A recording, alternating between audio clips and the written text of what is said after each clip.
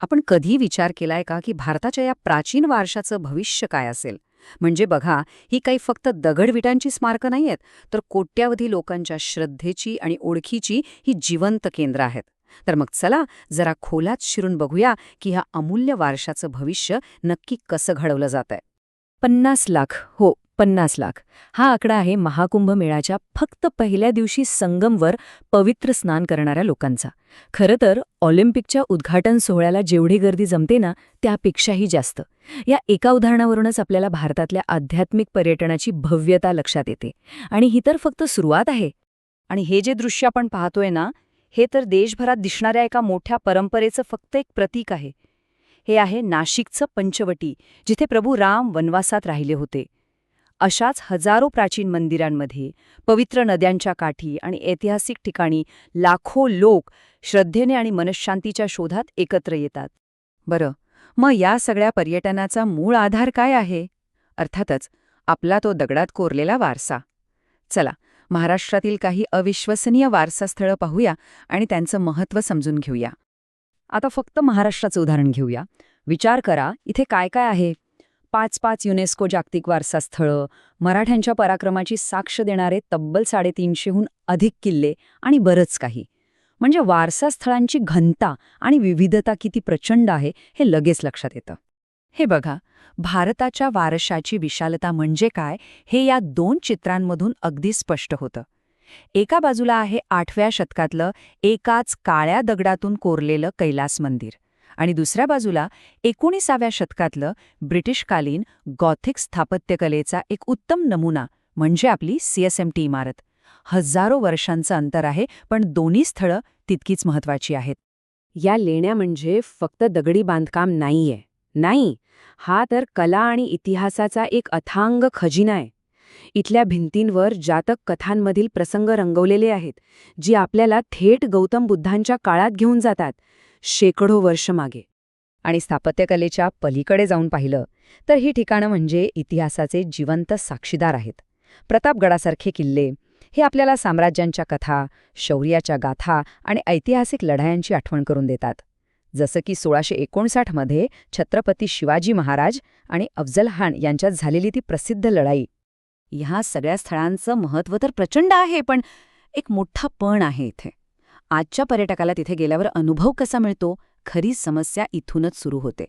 अपुऱ्या सुविधा, माहितीचा अभाव आणि गर्दी या सगळ्यामुळे त्या जागेचं ऐतिहासिक महत्त्व आणि पर्यटकाचा प्रत्यक्ष अनुभव यात एक खूप मोठी दरी निर्माण झालीय. तर खरी अडचण नेमकी काय आहे ती ह्या एका वाक्यात दडलेली आहे. भारतीय पर्यटन मंत्रालयाच्याच एका अहवालानुसार या स्थळांवर आंतरराष्ट्रीय दर्जाचा अभाव आहे. पण याचा नक्की अर्थ काय होतो? आता दर्जाचा अभाव म्हणजे नेमकं काय? तर हा चार्ट बघा. हे आपल्याला रोजच्या अनुभवात दिसतं. म्हणजे एखाद्या ठिकाणी पोचल्यावर पुढे कुठे जायचं हेच कळत नाही, स्वच्छतागृह नीट नसतात किंवा माहिती देणारे फलक तुटलेले असतात. या सगळ्या छोट्या छोट्या गोष्टी पर्यटकांचा सगळा अनुभव खराब करतात. बरं, मग या समस्येवर उपाय काय? आणि हा उपाय म्हणजे काहीतरी तात्पुरती डागडुजी नाहीये. नाही, तर सुधारणेसाठी एक सर्वसमावेशक आणि अगदी पद्धतशीरपणे आखलेली एक योजना आहे.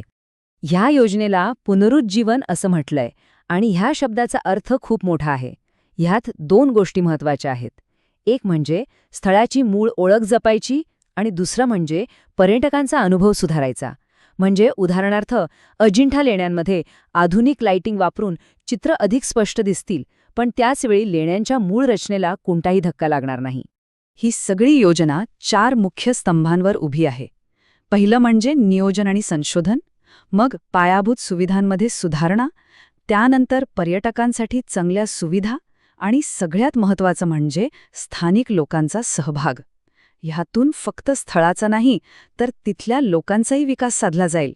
म्हणजे ही योजना प्रत्यक्षात कशी काम करेल? तर हे बघा, जी आव्हानं आहेत त्यावर थेट उपाय. कुठे जायचं हे कळत नाहीये, मग स्पष्ट माहिती फलक लावा. स्थळाबद्दल माहिती हवी आहे, मग ऑडिओ गाईड्स द्या. पर्यटकांसाठी आधुनिक सुविधा तयार करा. सगळं काही अगदी सोपं आणि सुलभ होईल. आता या एका प्रकल्पाच्या पलीकडे जाऊन जरा मोठ्या चित्राकडे पाहूया. भारतातील प्रवासाचं भविष्य कसं असेल यावर एक मोठी चर्चा सुरू आहे. तंत्रज्ञान आणि लोकांच्या बदलत्या अपेक्षांमुळे हा संपूर्ण पर्यटन उद्योगच आता बदलतोय. एका प्रवास उद्योगाच्या विश्लेषणात एक खूप इंटरेस्टिंग प्रश्न विचारला गेलाय. 2026 मध्ये भारतीय सर्वात कमी त्रासाने कुठे प्रवास करू शकतील? आणि यातला महत्वाचा शब्द आहे त्रास, किंवा ज्याला इंग्रजीत ट्रॅव्हल फ्रिक्शन म्हणतात. म्हणजे प्रवासात येणारे अडथळे, जसं की तिकीट बुकिंगची डोकेदुखी किंवा माहितीचा अभाव. आता सगळं चित्र स्पष्ट होतंय, नाही का? या वारसा स्थळांना अशा ठिकाणांमध्ये बदलायचंय जिथे हा त्रास किंवा हे फ्रिक्शन कमीत कमी असेल. ती जितकी भव्य आहेत तितकीच तिथे पोहोचणं सोपं आणि सोयीचं असायला हवं. थोडक्यात गोंधळ आणि अनिश्चिततेकडून स्पष्टता आणि सोपेपणाकडे जायचं आहे. आणि शेवटी हाच तो लाखमोलाचा प्रश्न उरतो. एका बाजूला आपल्या या प्राचीन स्थळांचं पावित्र्य जपणं आणि दुसऱ्या बाजूला तिथे येणाऱ्या लाखो लोकांना एक चांगला आधुनिक अनुभव देणं. हा समतोल आपण साधणार कसा?